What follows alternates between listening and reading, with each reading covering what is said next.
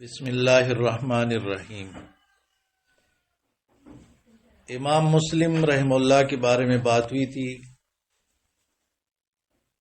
آج امام بخاری رحم اللہ سیرت کے حوالے سے مختصر بات ہوگی۔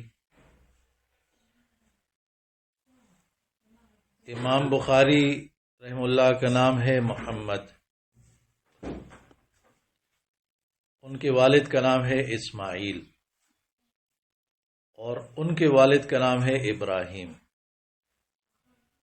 اور ان کے والد کا نام ہے مغیرہ۔ یہاں تک بس یاد کر لیں، محمد بن اسماعیل بن ابراہیم بن مغیرہ۔ پھر اس کو جعفی کہا جاتا ہے اور بخاری کہا جاتا ہے، جسے امام مسلم کے حوالے سے کہا گیا کہ قشیری کیوں کہا جاتا ہے، نیشاپوری کیوں کہا جاتا ہے۔ تو جعفی بخاری اصل میں ان کے جو پردادا تھے مغیرہ، جو ابھی میں نے نام ذکر کیا، انہوں نے اسلام قبول کیا تھا یمان بن اخنس جعفی کے ہاتھ پہ، یعنی انہوں نے دعوت دی تھی اور اس کی وجہ سے انہوں نے اسلام قبول کیا، یمان بن اخنس جعفی۔ تو چونکہ یہ مسئلہ ہے کہ الولاء لمن اعتق، جس نے کسی کو آزاد کیا تو اس کے لیے ولا ہے، اور یہاں پہ ولاء اسلام کا ذکر ہے، تو اس وجہ سے یہ لوگ جعفی کہلانا شروع ہوئے۔ جس کے ہاتھ پہ اسلام قبول کیا تھا نا وہ جعفی تھے، تو یہ ان کے جو خاندان ہے یہ بھی جعفی کہلانا شروع ہو گئے۔ یہاں تک بات سمجھ میں آ گئی۔ اور بخارا کی وجہ سے بخاری کہلاتے ہیں۔ ان کی جو دادا ہے یعنی ابراہیم، ان کے بارے میں کچھ معلومات نہیں ہے۔ پر دادا کا تو میں نے ذکر کیا، مغیرہ کا۔ دادا کے بارے میں کچھ معلومات دستیاب نہیں ہے۔ حافظ ابن حجر رحمہ اللہ نے ذکر کیا ہے کہ ان کے حالات معلوم نہیں ہے، لیکن ان کے جو والد ہیں امام بخاری کے، اسماعیل رحمہ اللہ، وہ بھی محدث تھے، اور ایک محدث ابن حبان، آپ لوگوں اکثر نام سنتی ہو پڑھتی ہو، انہوں نے کتاب الثقات میں ان کا ذکر کیا کہ یہ ثقہ بندہ ہے۔ اور عبداللہ ابن مبارک رحم اللہ سے ان کی ملاقات بھی ثابت ہے۔ امام ذہبی رحم اللہ فرماتے ہیں کہ کان ابو البخاری من العلماء الورعین، امام بخاری کے جو والد تھے وہ ایسے عالم تھے کہ بہت زیادہ پرہیزگار تھے، اور ساتھ ساتھ میں امیر بھی تھے، بہت مالدار بھی تھے، لیکن مرتے وقت فرمایا تھا کہ میں میراث چھوڑ رہا ہوں آپ لوگوں کے لیے، لیکن اس میں ایک درہم بھی یعنی 1 روپیہ بھی حرام کا نہیں ہے، حرام کا نہیں ہے۔ اب دیکھو، والدین نیک ہیں، پرہیزگار ہیں،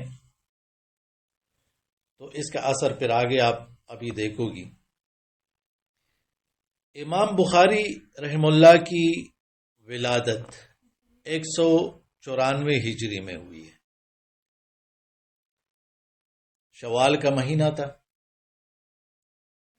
جمعہ کی نماز کے بعد ان کی ولادت ہوئی ہے، اور وفات جو ہے وہ بھی 1 شوال کو ہوئی ہے، وہ عید الفطر کی رات کو ہوئی تھی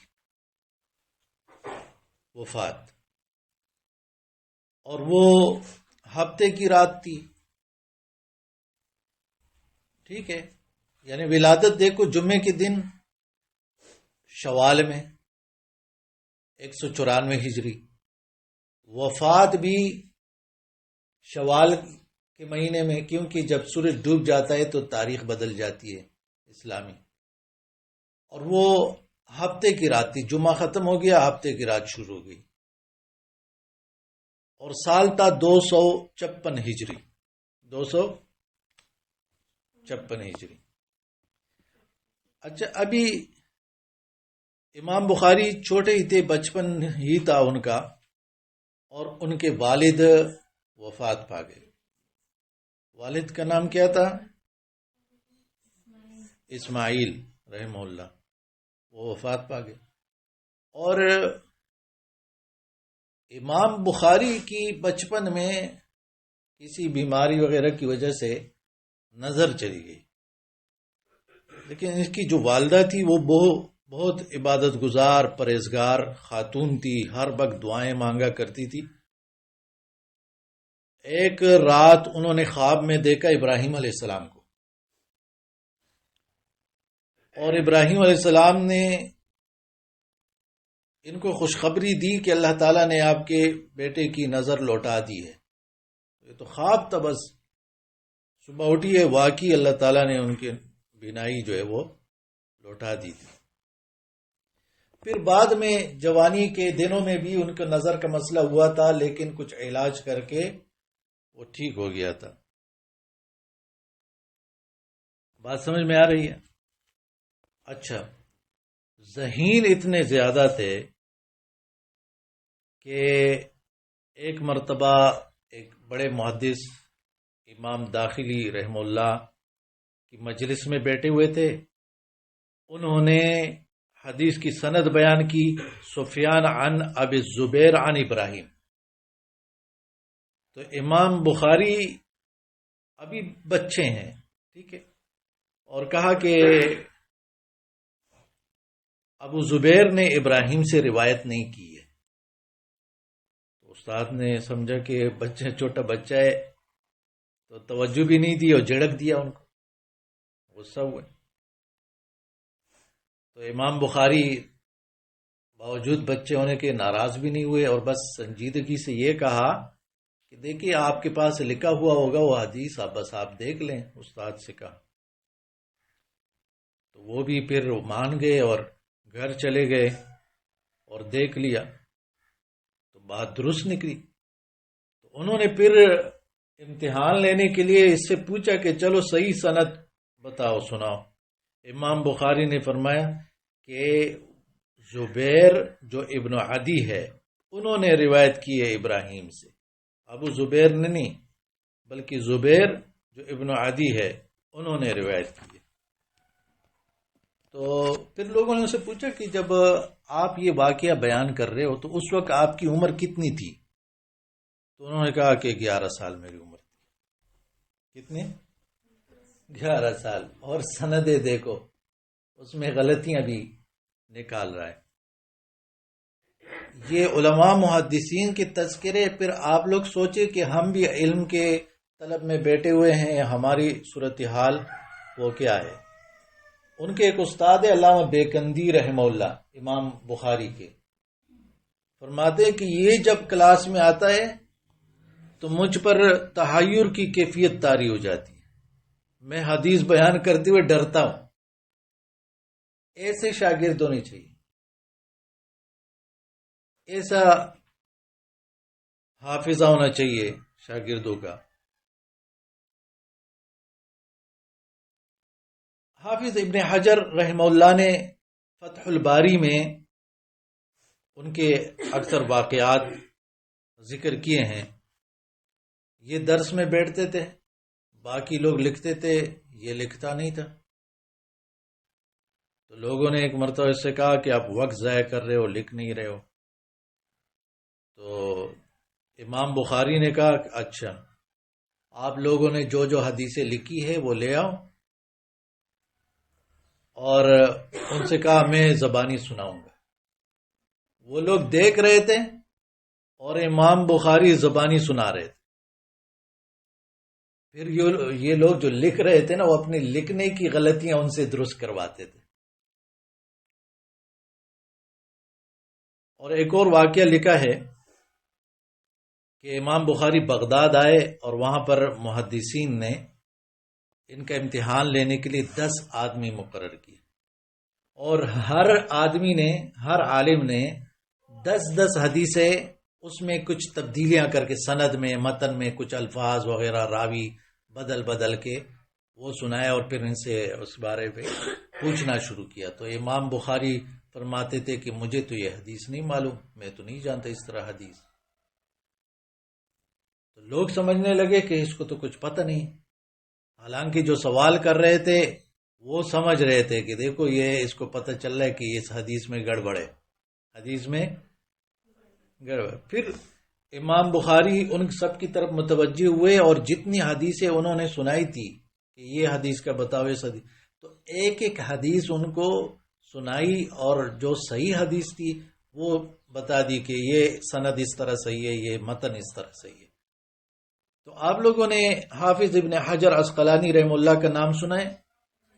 امام یعنی بخاری کی ایک مشہور شرح بھی انہوں نے لکھی، اسی سے باقی شروحات لکھی جاتی ہے اکثر فتح الباری کے نام سے۔ تو یہ فرماتے ہیں کہ وہ جو انہوں نے غلط احادیث میں کچھ تبدیلیاں کر کے وہ سنائی، اور امام بخاری نے غلطیاں پکڑ لی، یہ تو سمجھ میں آ جاتا ہے، کیونکہ جیسے مثال کے طور پر ایک حافظ ہے، اس کے سامنے کوئی غلط آیت پڑھے تو فوراً وہ کیا کرے گا، کہ غلطی نکال لے گا۔ لیکن وہ کہتا ہے کہ تعجب اس بات پر ہے کہ ان 10 بندوں نے جو 10 یعنی 100 احادیث تبدیل کر کے سنائے تھے، وہ تبدیل شدہ احادیث بھی اس نے یاد کر لیے تھے۔ تو پہلے اس کو سناتے کہ آپ نے اس طرح کہا تھا، تو اس طرح نہیں ہے، یہ صحیح اس طرح ہے۔ تو یہ کہہ رہے کہ مجھے اس بات کا تعجب ہے کہ انہوں نے اس طرح کیا۔ اچھا، پھر دیکھیں 16 سال کی عمر میں حجاز، یعنی یہ جو سعودی عرب کا علاقہ ہے، وہاں تشریف لے کے، والدہ بھی ساتھ تھی، اور ان کا ایک بھائی تھا، اس کا نام تھا احمد، وہ بھی تھے۔ تو انہوں نے حج کیا۔ تو حج کے بعد ان کی والدہ اور بھائی تو واپس آ گئے، اور اس نے کہا کہ میں تو یہاں پہ علم حاصل کروں گا۔ کیا کروں گا؟ علم حاصل کروں گا۔ اللہ تعالیٰ آپ سب کو بھی توفیق دے کہ آپ لوگ بھی مکہ مدینہ کے علماء سے علم حاصل کریں۔ تو مکہ مکرمہ کے اندر ابو الولید احمد بن محمد ازرقی، امام حمیدی، حسان ابن حسان بصری، خلاد بن یحییٰ، اس طرح کے علماء سے علم حاصل کیا۔ 2 سال وہاں پہ رہے، پھر 18 سال کی عمر میں مدینہ منورہ چلے گئے، اور وہاں کے محدثین سے علم حاصل کیا، جیسے عبدالعزیز اویسی، اسماعیل بن ابی اویس وغیرہ، ان سے علم حاصل کیا، اور 18 سال کی عمر میں کتابیں لکھنے شروع کر دی۔ پہلی کتاب انہوں نے لکھی قضایا الصحابہ والتابعین، صحابہ اور تابعین کے فیصلے، اور اس طرح کتاب لکھی التاریخ الکبیر، یہ دوسری کتاب تھی۔ سمجھ میں آ رہا ہے؟ پھر یہ وہاں سے گئے ہیں بصرہ، اور بصرہ میں ابو عاصم النبیل، محمد بن عبداللہ انصاری، اس طرح کے بہت سے محدثین سے احادیث سنی۔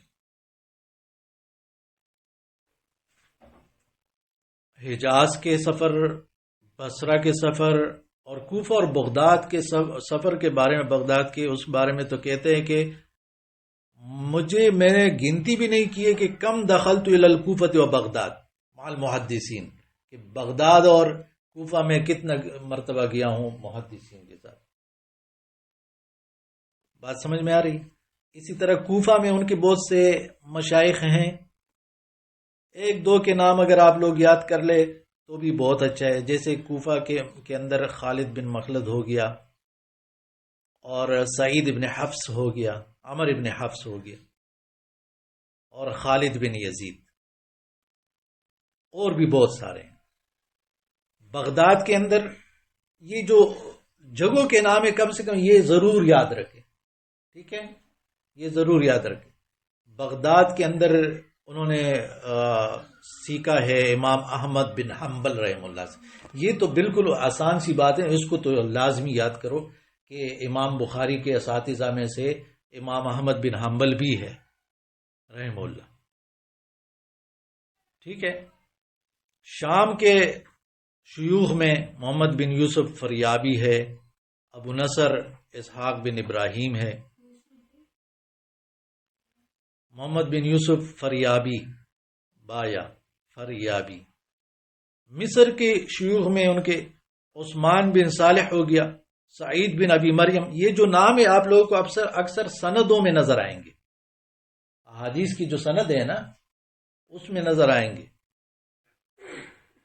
سعید بن کثیر ہو گیا. الجزیرہ کے شیوخ، الجزیرہ جو علاقہ ہے مصر کا ذکر میں نے کیا، الجزیرہ. احمد بن عبد الملک حرانی، احمد بن یزید حرانی. مرو ایک علاقہ ہے. علی بن حسن، محمد بن مقاتل، یہ شیوخ ہیں وہاں پہ. بلخ علاقے میں گئے تھے، وہاں کے جو اساتذہ ہیں مکی ابن ابراہیم، محمد ابن ابان، یحییٰ ابن موسیٰ، یہ ہیں. ہرات جو افغانستان کے علاقے، احمد بن ولید. نیشاپور میں یحییٰ ابن یحییٰ، اسحاق ابن راہوے اور محمد بن یحییٰ زہلی. یہ کچھ نام آپ لوگوں نے امام مسلم رحم اللہ کے تذکرے میں سنے ہوں گے. ٹھیک ہے. تو بہت ساری واقعات آپ لوگوں کو اس سے بھی یاد آ جائیں گے کہ کیا واقعہ ہوا تھا محمد بن یحییٰ زہلی رحم اللہ کے ساتھ یا اسحاق ابن راہوے کا. تو اتنے سارے ممالک گئے، ملکوں میں گئے، علم حاصل کیا. ان کی اساتذہ کتنے ہیں معلوم ہے آپ لوگوں کو؟ امام بخاری نے اپنی زندگی میں کتنے اساتذہ سے علم حاصل کیا؟ 1080. کتنے؟ 1080. اور پھر انہوں نے جو خود آگے جا کے کتاب لکھی بخاری، صرف بخاری، ان سے کتنے شاگردوں نے سیکھا ہے پتہ ہے آپ لوگوں کو؟ 90,000 شاگردوں نے. اور ابھی تک یہ سلسلہ چل رہا ہے، ہر جگہ یہ سیکھی جا رہی ہے، چاہے عرب ہو عجم ہو، ہر ملک میں. تو ہم تو دین کے کام کے لحاظ سے بالکل صفر ہیں. تو آپ لوگوں نے اپنے آپ کو بدلنا ہے، علم کی گہرائی میں اترنا ہے، اس کے لیے کوششیں کرنی ہے، وقت ضائع نہیں کرنا ہے. ابھی بدل جاؤ، چینج ہو جاؤ.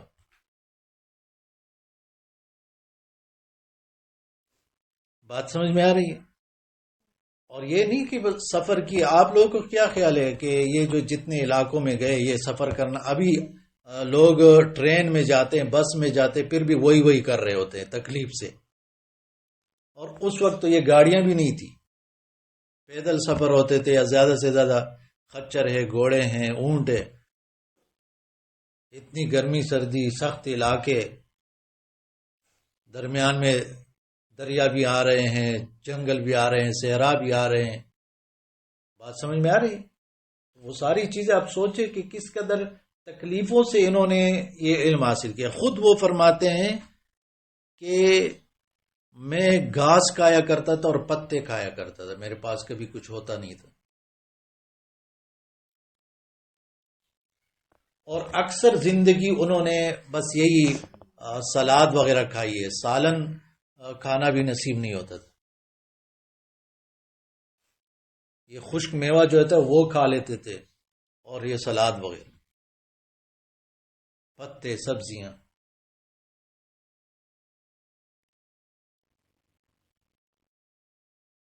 اور آج ہمارا دیکھیں، بالکل آسانیاں، سہولتیں، کھانا پینا تو اتنا زیادہ ہوتا ہے کہ لوگ معدے کی بیمار بن رہے ہیں، پھر بھی علم حاصل نہیں کر رہے. اس لیے تو کہا گیا ہے نا کہ لا یستطاع العلم براحت الجسم. آپ جسم کو آرام دے کر علم حاصل نہیں کر سکتے، جسم کو تھکاؤ گے۔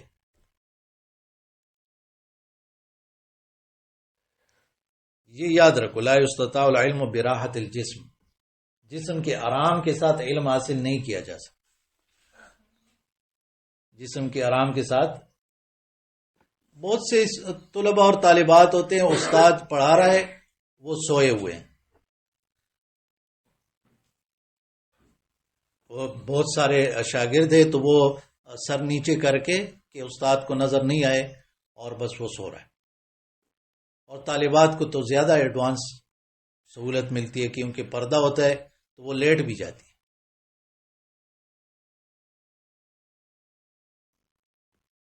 تو ایک کمفرٹ زون جس کو کہا جاتا ہے کہ آرام، کہ بس مجھے تکلیف نہ ملے، مجھے پسینہ نہ آئے، میں تھکوں نہیں، یہ جب تک آپ لوگ یہ سوچ نہیں بدلو گی صحیح علم حاصل نہیں کر سکتے۔ کاغذ آپ کو سرٹیفکیٹ مل جائے گا، وہ علم نہیں ہے، یہ بات ہمیشہ یاد رکھیں۔ علم الگ چیز ہے، ایک نور ہے جو اللہ دلوں میں ڈالتا ہے، اور وہ تب ملتا ہے جب آپ پوری جان لگا دیتی ہو، پورے جان و مال لگا دیتی ہو، تو اللہ تعالیٰ آپ کو علم دے دیتا ہے۔ سمجھ میں آ رہا ہے؟ اسی لیے تو پھر آپ دیکھیں کہ امام احمد بن حنبل رحمہ اللہ فرماتے ہیں خراسان میں محمد بن اسماعیل جیسا بندہ نہیں ہے۔ امام مسلم فرماتے تھے اشہد انہ لیس فی الدنیا مثلک، میں گواہی دیتا ہوں کہ دنیا میں آپ کی طرح کوئی شخص نہیں ہے، امام بخاری سے فرماتے تھے۔ بات سمجھ میں آ رہی ہے؟ یہاں تک کہ امام مسلم ایک مرتبہ امام بخاری کے پاس آئے، ان کے پیشانی پر بوسہ دیا اور امام بخاری سے کہا کہ میرے استاد مجھے اجازت دو، آپ اساتذہ کے استاد ہیں، سید المحدثین ہیں، مجھے اجازت دو کہ میں آپ کے پاؤں کو بوسہ دوں، آپ کے پاؤں چھوموں۔ یہ علم بغیر ادب کے اور بغیر محنت کے اور بغیر دعا کے اور بغیر پرہیزگاری کے حاصل نہیں ہو سکتا ہے۔ یہ چیزیں آپ نوٹ کر لیں، یا تو ذہن میں بٹا لیں یا لکھ لیں۔ جب تک ادب نہیں ہے، پرہیزگاری نہیں ہے، احترام نہیں ہے، محنت نہیں ہے، دعائیں نہیں ہیں، یہ پھر اللہ تعالیٰ نے کیوں کہا نبی سے کہ رب زدنی علما کہا کرو، اور نبی صلی اللہ علیہ وسلم باوجود اعلمکم ہونے کے وہ کہا کرتے تھے اللہم انی اسألک علما نافعا۔ آپ لوگ دعائیں مانگا کریں اب کہ اللہ تعالیٰ بہترین عالمہ بنائے، آپ لوگ عالم بنائے۔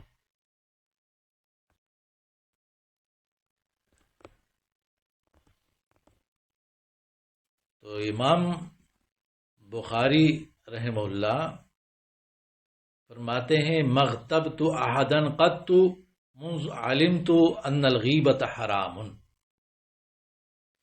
جب سے مجھے پتہ چلا ہے کہ غیبت حرام ہے، میں نے کسی کی غیبت نہیں کی۔ یہ ہے علم۔ اور فرماتے ہیں مجھے اللہ سے امید ہے اللہ مجھے اس حوالے سے حساب مجھ سے نہیں کرے گا۔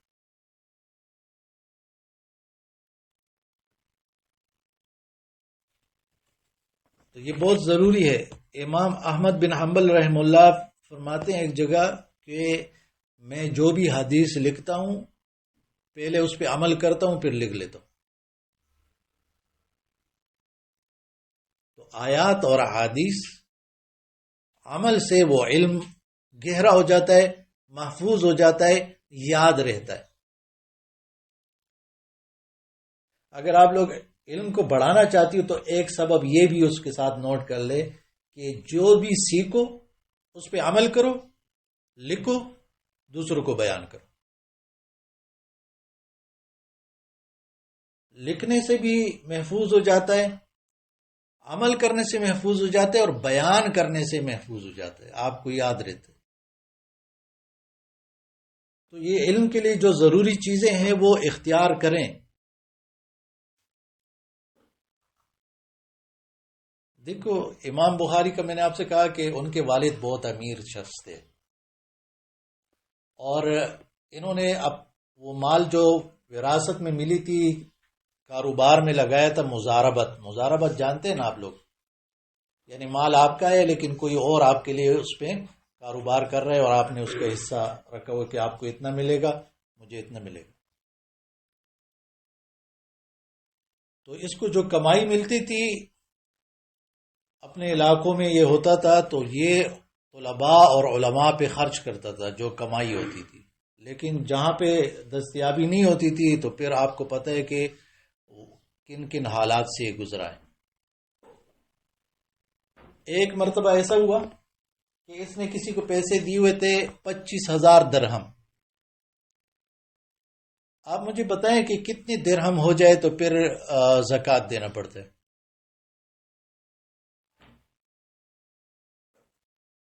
20 دینار ہو تو زکوٰۃ دینا پڑتا ہے، اور 200 درہم ہو تو زکوٰۃ دینا پڑتے. تو 200 درہم سے آج کل 52.5 تولے چاندی بنتے ہے. تو پھر آپ اندازہ لگاؤ 25,000 درہم یہ کتنی زیادہ پیسے ہیں. سمجھ میں آ رہا ہے؟ 25,000 درہم کسی کو دے دیے کہ اس پہ کاروبار کرو، اپنا حصہ لو، باقی جو نفع ہو جائے وہ مجھے بھی دیا کرو تاکہ میں اپنے علم میں مصروف رہوں اور لوگوں کی بھی مدد کرتا رہوں. تو وہ کیا کر گیا کہ کچھ عرصہ کام چلایا پھر بھاگ گیا، پیسے لے کے نکل گیا. تو لوگوں نے امام بخاری سے کہا کہ آپ جو اس علاقے کا حکمران ہے اس سے کہہ دے وہ جس علاقے میں گیا ہے تو یہ حکمران اس علاقے کے حکمران سے بات کر لے گا، اس کو پکڑ لے گا. تو انہوں نے کیا جواب دیا؟ انہوں نے کہا کہ اگر آج میں نے حکمران کا احسان اپنے اوپر لے لیا تو کل کو میں دین کا کام کروں گا تو پھر وہ مجھے مجبور کرے گا، مجھے استعمال کرے گا، اس لیے میں اسے نہیں کہتا. پھر لوگوں نے اپنی طرف سے کوششیں کی، اس بندے کو پکڑا اور ان سے کہا بھائی پیسے دو. اس نے کہا میرے پاس نہیں ہے. تو پھر بات یہ ہوئی کہ چلو مہینے کے 10 درہم دیا کرو گے. جیسے آج کل ہوتا ہے نا، کوئی کہتا ہے بس مجھ سے گم ہو گئے، یہ بہانے کر لیتے ہیں، بس میں مہینے کا 5,000 دوں گا، 10,000 دوں گا. آپ لوگوں نے واقعات سنے ہوں گے نا آج کل کی بھی. تو 10 درہم بھی بات ہو گئی، پھر یہ آگے وہ 10 درہم بھی پھر وہ نہیں دیتا تھا، وہ مسئلہ ہی ختم ہو گیا، وہ 10 درہم بھی نہیں ملتے تھے. پھر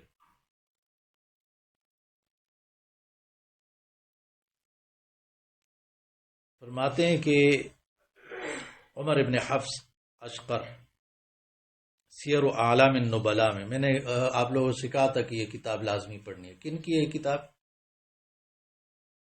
سیر و اعلام النبلاء.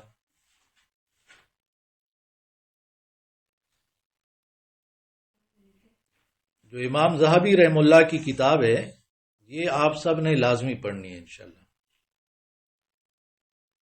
بہت سارے بے شمار محدثین کے تذکرے اس کے اندر موجود ہیں، اور علم سے آپ لوگوں کا شوق بہت زیادہ بڑھ جائے گا. تو یہ فرماتے ہیں کہ امام بخاری ہمارے دوست تھے سبق کے، تو وہ غیر حاضری نہیں کرتے تھے، لیکن ایک مرتبہ کئی دن ہو گئے نہیں آ رہے تھے. تو معلومات کرنے پر پتہ چلا کہ اس کے پاس پیسے ختم ہو گئے تھے، تو پھر اس نے اپنے کپڑے بیچ ڈالے تھے. جو تھوڑا بہت کوئی چادر وغیرہ چھوٹی سی رہ گئی تھی تو اس میں آ نہیں سکتے تھے، تو کپڑے تک بیچنے پڑے. ان کے ایسے حالات ان کے اوپر آ گئے تھے. کچھ سمجھ میں آ رہا ہے؟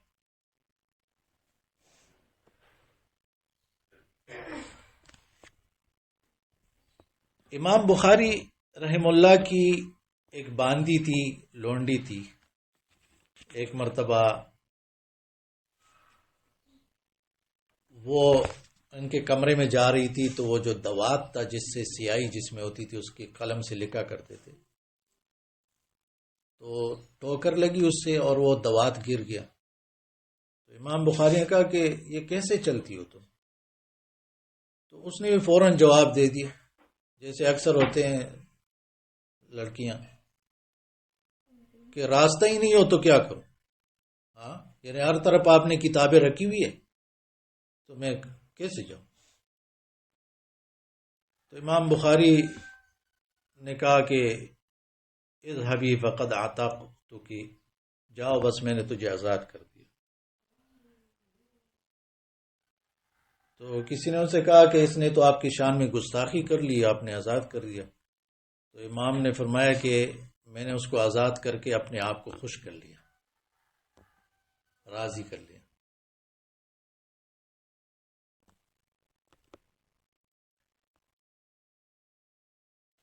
امام احمد بن حنبل رحم اللہ ایک جگہ لکھتے ہیں کہ جیسے میں نے آپ سے کہا کہ جو حدیث آتی ہے اس پہ عمل کرتے، کہہ رہے کہ ایک حدیث میں ہے کہ نبی صلی اللہ علیہ وسلم نے حجامہ لگوایا اور پھر حجامہ والے کو کچھ دیا، تو میں نے بھی ایسا کیا، حجامہ لگوایا اور پھر حجامہ والے کو دینار دیا۔ نبی صلی اللہ علیہ وسلم نے کچھ کھانا دیا تھا تو انہوں نے اس حساب سے وہ دینار ان کو دیا، ان کو ایسا لگا تھا کہ دینار دیا گیا ہے تو انہوں نے وہ کیا۔ بہرحال